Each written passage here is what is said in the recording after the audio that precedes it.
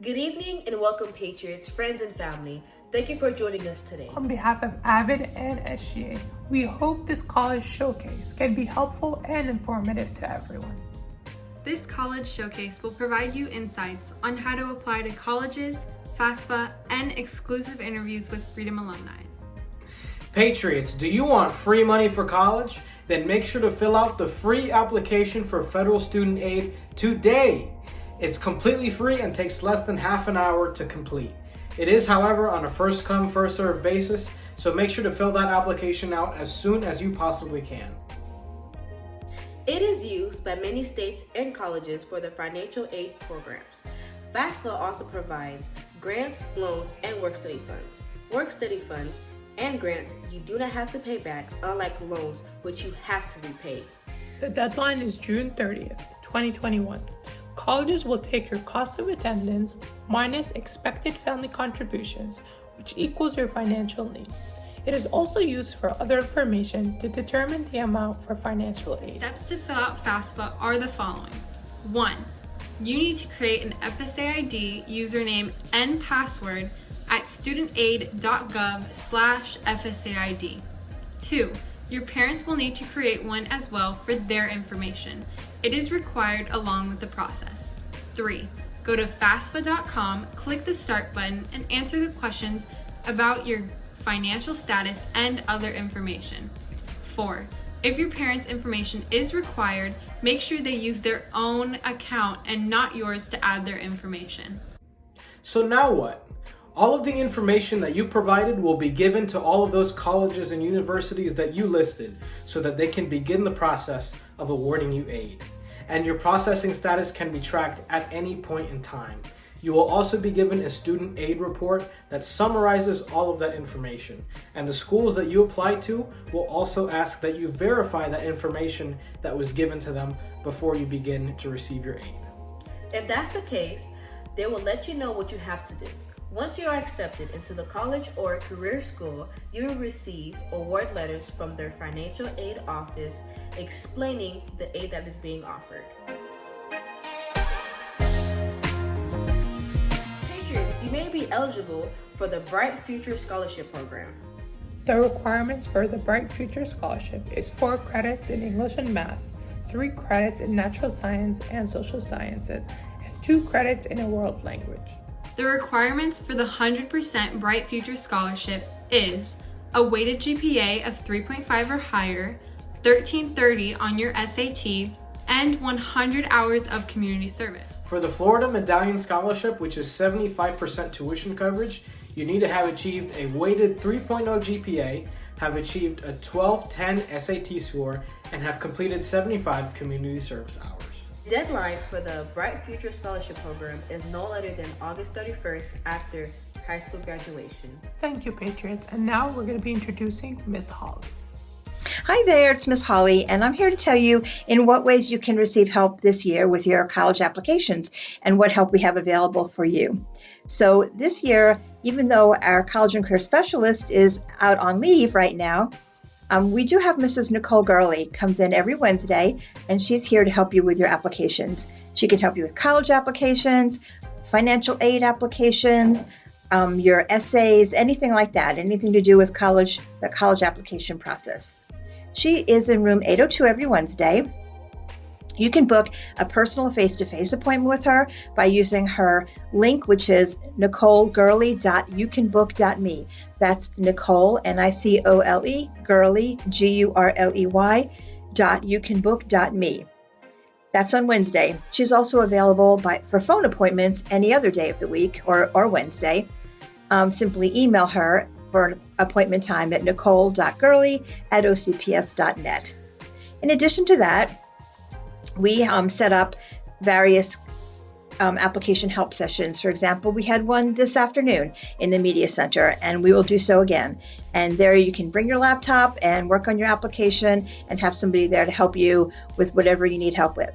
Your 3 senior counselors, that's me, Mrs. Dotson, and Miss Jones, are more than happy and more than willing to help you with your applications as well. We're also willing to read your essays over and give you feedback. We are ready to write letters of recommendation if you need letters of recommendation. I do indeed ask you, though, to be sure to fill out the senior autobiography. And that's located on the Class of 2021 Canvas page in the modules under Letters of Recommendation. Also in that same place, you can find other information that you probably will need. For example, how to set up your FSA ID, how to start your FAFSA application, how to create a resume for your college application, anything like that. So, as you probably know, college application deadlines are quickly approaching. Many of them are already happening on November 1st. So we do hope that you're working on your college applications, but we want to know that even though we're not face-to-face and you can't just walk into our offices right now like maybe in years past, nevertheless, we are here for you, and we consider it a high priority to make sure that we are helping you with your college applications and any other application that you need help with. So please do reach out to us because we are here for you. Thank you so much for this opportunity. Now it's time for our alumni to answer the questions that you asked. Hello, Patriots. We are Freedom Alumni, Leary, Diego, and Maria. Thank you for tuning in into this exclusive interview. Hi guys, my name is Leary Sheffy. I go to UCF. I'm currently a political science major and I plan to graduate in December of 2022. Hi, I'm Diego Capo. I go to the University of Florida and I'm majoring in biomedical engineering and I plan on graduating 2024. Hey guys, I'm Maria. I'm currently attending University of South Florida. I major in criminology and I plan on graduating in 2024. So our first question is, do you have any suggestions about the college application? I would just say to start as soon as possible. That way you have more time to revise it or like look over your essay or give your essay to other teachers. That way you get more input on how to like make it better. So definitely just start really early. Yeah, I feel like definitely just plan ahead so you can like give it to your teachers, your AVID teachers, or any teacher that you feel that could help you out. That way you'll have time, and then if you have to change something or just do something, you don't have to do it last minute. And always ask your teachers for help because they're always going to be willing to help you because they want to see you succeed. Next question. What is college life like, including campus activities? Well, pre-corona, at the beginning of the semester, usually we have like welcome weeks and we have lots of events that happen that introduce you to whatever campus you will be going to. We have like kind of like a club showcase like we have at Freedom, where all of the RSOs, which are registered student organizations, will be there. And then you'll just go and you can like see what organizations you guys want to join. I really recommend joining organizations if you want to really be involved in your schools. And then, yeah, everyone just kind of just chills around school all year long. They study in the library, go to the restaurants. It's really a fun time. Yeah, during Corona, like now, everything is virtual. A lot of things got canceled, but it's still like a lot of fun being on campus. I love it being on campus. You have so much freedom. You get to do what you want whenever you want. And it's just very easy to like manage your classes when it's on your schedule. Like you decide what to do. I don't attend campus. I stay at my house, but I just feel like it's not really different for me since it's online. But hopefully it will change the next semester. Fingers crossed. So next question is, do you have any tips about how to handle workload in college?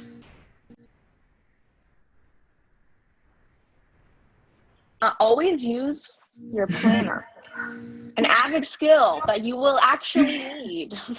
Yes. This was not planned. We were not told to pull out our phone. Yeah, we were just No, literally not. right next to me. But yeah, I would definitely just say use your planner and like plan ahead, even if it's like outside of school activities. Even if you're hanging out with friends, just write it down, and that way you can just, you know, have it down. So you have like, okay, I'm gonna go out with my friends on Friday, so let me just finish all my homework from Monday to Thursday, and then I'll be good to go all the weekend. And that's what I do. So yeah.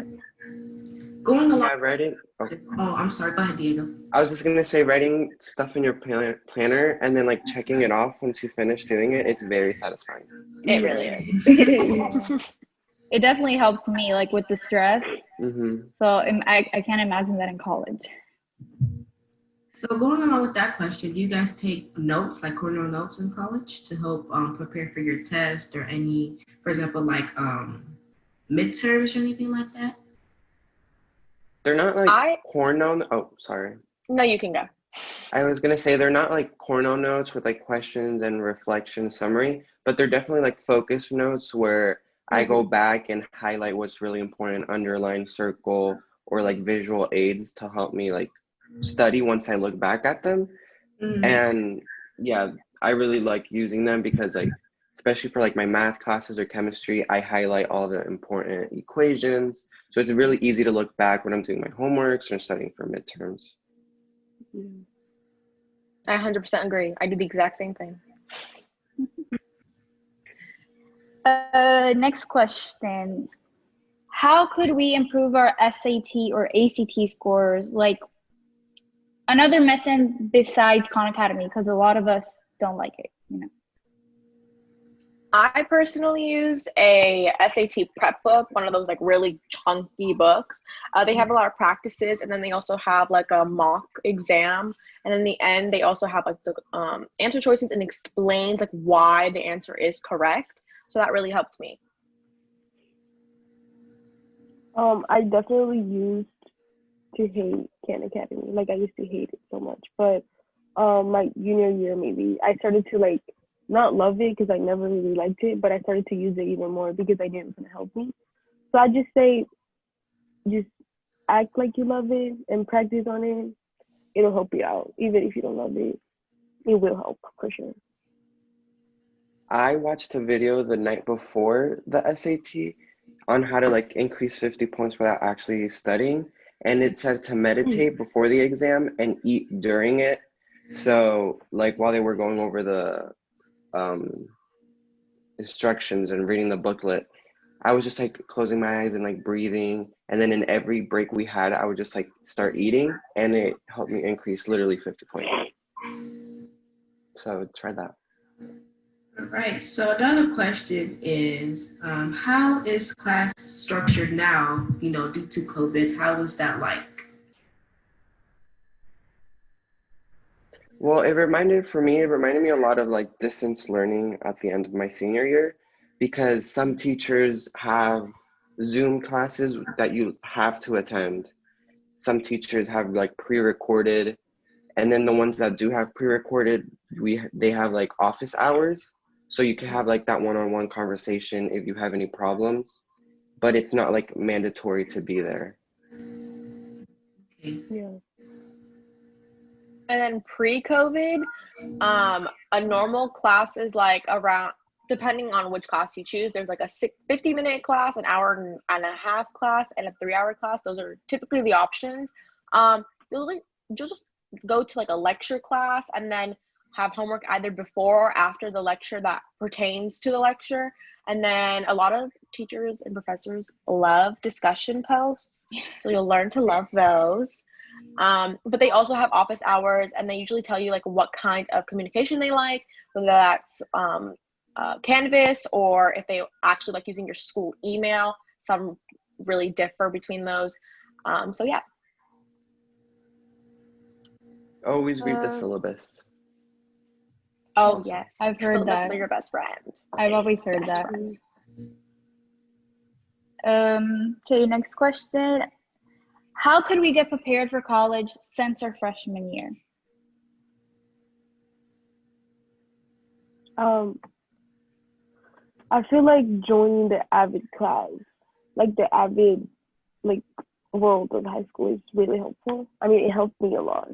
I was very unorganized, like I didn't really use my planner or anything like that. But then I started to like, well, Miss Weber got me into that. She was like, you have to use it, like it's a grade. And then since it was a grade, I started using it. But then I kind of just learned to love it. But now I just use it every day. And I would just feel like, say like, yeah, the planner helps a lot. I feel like if you got involved in high school and you enjoyed high school because of that, to totally join organizations and clubs at your university to really like immerse yourself into the college, because I didn't my freshman year, and I don't want to say that I suffered, but it didn't necessarily help me love my school. But now I did join a club and an organization, so I actually like it a lot more because you get that social aspect, especially with COVID. If we are like this next year or whenever we stop being like this, like you really want to join organizations and have that personal connection, so you can like get, especially with like staff members, so you can like get recommendation letters for your careers or for your grad programs and stuff like that. And there's clubs for anything. So like when you join the club, you like everybody's gonna be just like you because they have the same interests. Literally. Another thing I would say to like start your freshman year is take AP classes seriously, because if you do get the credit, it's so good. Because like chemistry or calculus in college, at least in UF, it's like the weed out class. Like they're really hard, so that like, and then people drop them, so like they change their majors and stuff. But if you finish that in high school, it's like so much easier. Or even if you take the really easy classes and get the credit, then you don't have to pay $800 for the easiest class ever. Yeah. I would also say like just try to have a good GPA. It's gonna help you out at the end. Like don't lag your first 2 years of high school, because it's just not worth it at the end. You know what I mean? You're gonna be so stressed out your last 2 years that it's just not gonna be worth it. Yeah, and also if you don't take AP classes, just like make sure you know what you're doing in the class you are in, because it's all gonna come back. Yeah, for sure. So the last and final question is, how do you deal with senioritis the last year of high school? Yeah, I definitely had it. Definitely 100% had it. But yeah, I'm gonna let Diego talk about it since he didn't have it. I'm just gonna skip this question. I didn't get senioritis because if I was ever behind on work, I would just get really stressed, and it wasn't good like for me mentally. So I would always like try to keep up my work and finish it on time, just so that I didn't have to stay up on weekends or like stay up really late during the week and having to finish work, because I also had a job, so I had to manage school, my job, and like my social life. Yeah, I definitely agree that planning all your assignments and your homework before the weekend really helps, because during the weekend you can always recharge, hang out with your friends, like you will be able to live your life. Unlike in the school week where you're busy with school, yeah, it's gonna be stressful, and I completely understand. But in order for you to be able to recharge and be mentally stable to go back to school on Monday, you really need to have that recharge at home or with your friends, however you recharge. So always plan ahead with your homework. And it's a great habit to have, because in college you definitely need that weekend to recharge. Definitely. Yeah. One last quick question. How do you deal with the stress of waiting for acceptance letters? Wow, that's a good question. I feel like with rolling, it's really stressful because you never know when that acceptance is gonna come. However, just know that at least the sooner you put in your application, the sooner you're gonna get an answer. Like around end of November, beginning of December is when it starts to get really slow. Like really, like maybe like 2 months before you get your acceptance or your denial. But really just have confidence in your application, in yourself. I've tried not to think about it. I did check quite often, but I tried not to think about it and like have it stress me out, because that was not good for me. And then with like the ones that like UF, where they tell you a specific day, just don't think about it until that day or like that week. Just don't. Yeah. Makes sense. Yeah, there's always another option. Like if you don't get into your dream school, like maybe it just wasn't meant to be, and then you go to another one, and then you'll find out like you really like it. Like Exactly. Yeah. It's not embarrassing to not get into your dream school at all. I know many people that wanted to go to UF that didn't. Now they're at UCF and they love it. Yeah. I know a few too. But like you said, I feel like confidence is just the key. Like just be confident you're gonna get in. Even if you don't, it's just like, okay, I didn't get in. Don't worry about it. Just let's see another option. And I mean, you have many options. I mean, there's like so many colleges in that state. So like you're gonna be fine. Like You have options. yeah, Yeah, and you just do. because you see somebody else get in doesn't mean you're like worse than them or anything. Yeah. No, not at all. Yeah, it's literally like a lottery sometimes. So And it Really is what it is. So you have to work with what you got. All right, you guys, we're coming to the end of this exclusive interviews with these amazing alumni. Do you guys have any last advice or anything you guys would like to give? I would say apply for scholarships, even if they're the smallest scholarship ever. You can use that for a textbook. Just apply for any and every scholarship that you can find that you know that like you apply to, like that you are applicable to. definitely. Yeah. I would just say take College school is serious. expensive. And college is expensive. Very expensive. Yeah. All right, guys, thank you, Patriots, friends, and family, for joining us tonight. Hopefully this interview helped you provide insights on what college is like. Thank you so much again, and have a nice evening. Thank you for joining. Bye. Bye.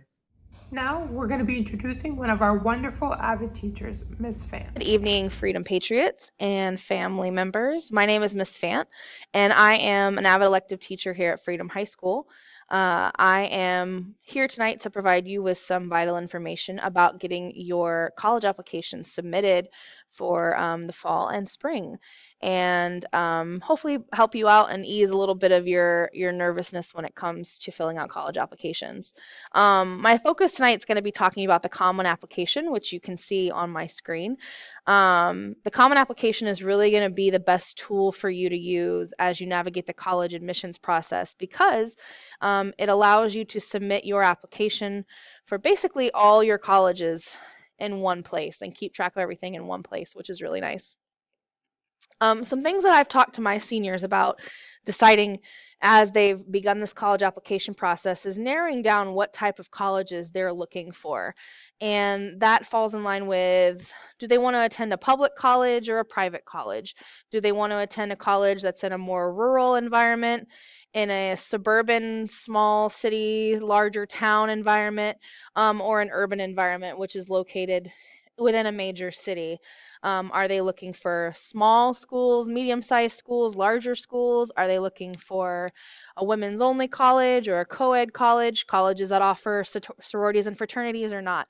So these are all things that you really want to explore as you're looking for the right college for you. I know the easiest thing to do is to kind of fall back on name recognition and assume that the bigger the name, the better the school. And while that is, often true in the state of Florida, it's important to decide if the colleges that you're looking at actually are going to meet your needs. So that's where you want to start out. And there's some really great tools online, especially on the College Board website, that'll help you kind of narrow down the type of school that you're looking for if you're not quite sure. The Common App itself has over 800 colleges and universities on it within the United States. It has a wide selection of schools to apply to. And the nice thing is you fill out basically one application for all of your schools, and then you answer individual questions for the schools that you're planning on applying to, and then you're able to submit to each school as you're done. It provides you with all the application deadlines, all the requirements as far as application fees, recommendation letters. It tells you whether or not you have to write your essay for each school, if there's supplemental materials they need. So it just really does make things easier and more streamlined for you to have it all in one place. I will say there are a few colleges in the United States that still are not on the Common App. Here in Orlando, for example, Valencia does not utilize the Common App. If you want to apply to Valencia, you do have to use their application on their website. But for most of your schools, you're going to find that they are on the Common application. So my advice is to always look at the Common App, and you can click on Find a College, and that will show you what colleges are available. And as many as are on the Common application, apply to them via the Common App website. And then if you have one or two that are separate, then apply to those separately. We get lots of questions about college admissions essays. The main piece of advice I can give you is that your essay has to be, sorry about the bell, has to be a reflection of who you are. There are a bunch of different prompts that you'll be tasked with answering, and you get to pick which one you think you can answer the best. But remember that the goal of your college essay is to paint a picture of you and to demonstrate why these colleges should want you as a student on their campuses. And it's really important that you understand if an essay is required, then that is a competitive part of the application process, and that your essay is not going to be the only thing that is a deciding factor, obviously, because SAT scores and transcripts and everything play in as well. But if an essay is required by a college, then it is going to be a big component of how they evaluate you. So you want to make sure that you start off strong, you maintain that strength throughout the essay, and that you wrap it up with, a great ending, a great way to show who you are as an individual and what type of student you're going to be when you get to those schools. Signing up for the Common App, super simple. You'll just click on create an account, and then you want to make sure you use a personal email address. Don't use your OCPS email because you're going to lose access to that once you graduate.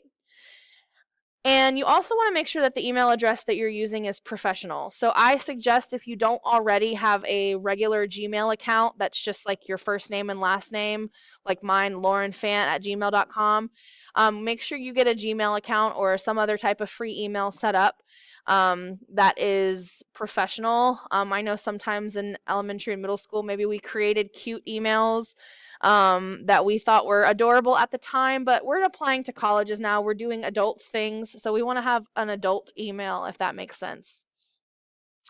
So when you click on first year student, it's going to walk you through the process. It's going to ask you for your email address, password, your name, address, basic information about you and when you plan on starting college. And then once you get logged into your account, that's when you're going to be able to start building your college list and adding in the colleges that you're planning on applying to, so that you can see what all the deadlines are, what all the requirements are. And basically it'll create a checklist for you as far as everything you need. If you need recommendation letters, when you need to get a counselor report submitted by. So I really do like the Common App. I think it makes things so much easier for students, and it is pretty easy to use, in my opinion. I have been doing this for a while, so maybe I'm biased, but I think once you get into it and get logged in, you'll see that it kind of lays things out for you in a very streamlined way. So I had a couple questions that were submitted that I want to answer. And the first one is it okay to go to college, to go to a college to get a general education degree and then transfer to a university based on your career? So I'm assuming this question is asking about like attending Valencia and then transferring to a 4-year school. I'm actually a professor at Valencia. I teach the new student experience class there, which is like the intro to college class. And a lot of students choose to take the Valencia transfer pathway, meaning they go to Valencia for 2 years, they finish their AA degree, their associate's degree, and then they do like the Direct Connect program to UCF or transfer to another 4-year university. And what I always tell my students is that you have to make the best decision for you.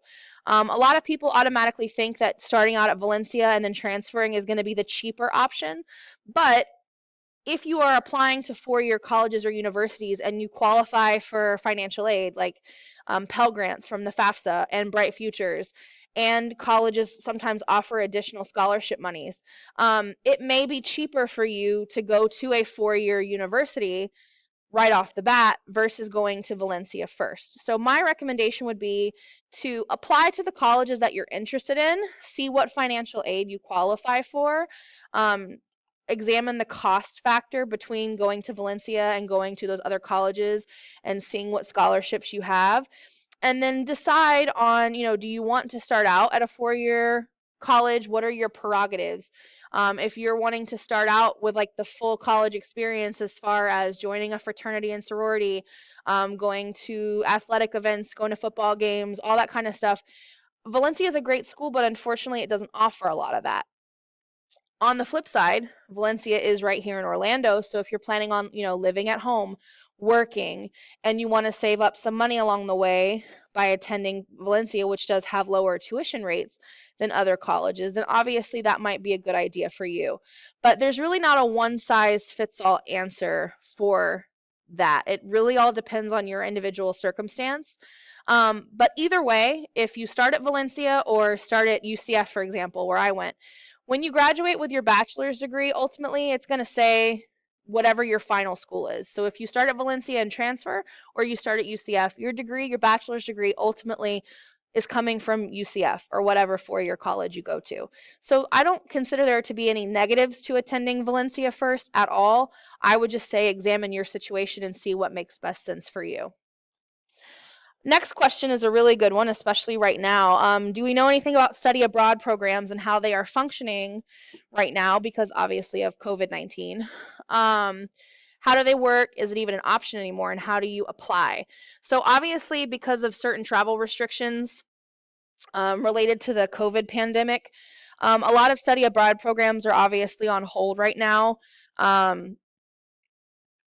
know that colleges are, from what I've heard, exploring trying to reopen those programs, maybe in the spring, but more so likely the summer and fall of next year.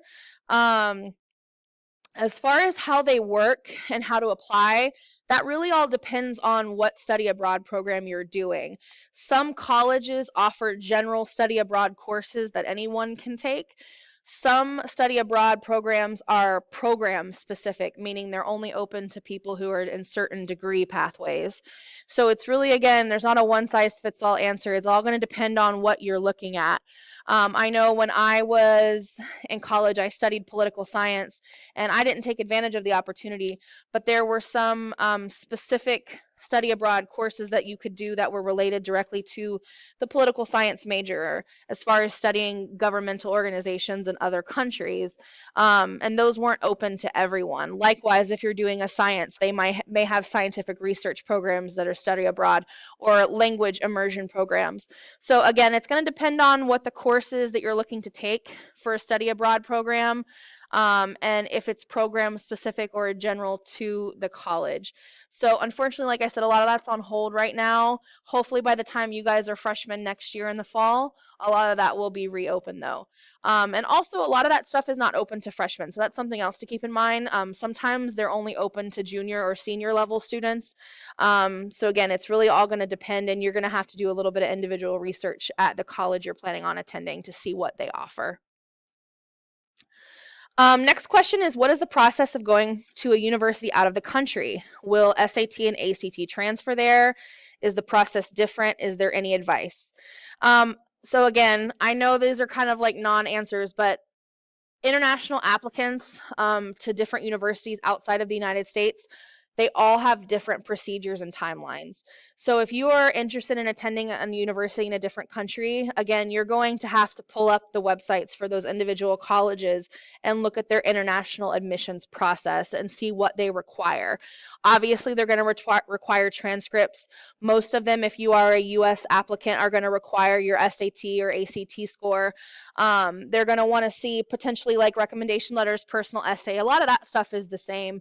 But then they also might require like language proficiency exams, depending on what their primary language is at the school. If it's not an English speaking school, they're going to require you potentially to get a student visa, of course, work permit. You're going to have to check the immigration requirements because you are going to a foreign country from the United States. And that's going to make a difference if you were previously a citizen of that country or still a citizen of that country, or if you're a U.S. citizen, of course. So again, you're going to have to research that on those individual school websites. They should have everything laid out on their website for you, so you know what you have to get together and when you have to apply by. So my advice obviously would be to start researching this right away. Right now, October 9th, look at it and decide, is this, an opportunity that I want to try to take advantage of? What all do I have to get together? Understand what the mandatory documentation is, understand what the procedures are, understand what the immigration policies are, and obviously analyze the cost. And finally, where do you get waivers for SAT and ACT? So if you have free or reduced lunch, you should qualify for a fee waiver for the ACT and SAT, which is also a fee waiver that'll help you with your college applications. And you just need to email your guidance counselor to get that information. So that's all I have for you this evening. I hope you've enjoyed this presentation and it's been informative for you. If you have any other questions, you are more than welcome to shoot me an email. That's not the email slide. The page reloaded. Okay, at lauren.fant@ocps.net.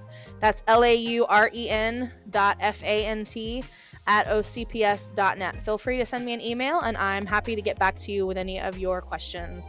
I hope you all have a great evening and thanks for tuning in.